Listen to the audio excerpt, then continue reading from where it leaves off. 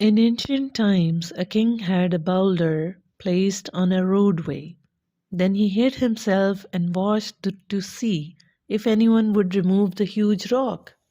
Some of the king's wealthiest merchants and country schemes by, but simply skipped and walked around it.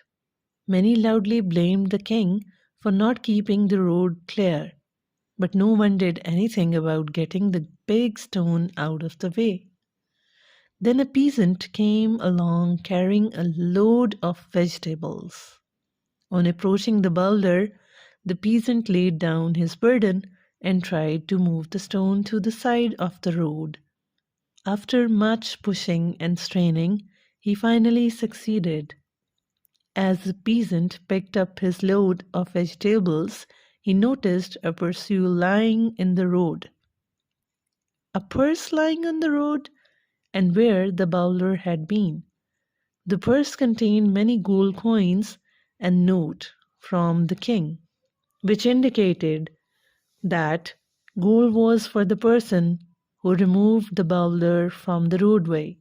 The peasant learned that what many others never understood.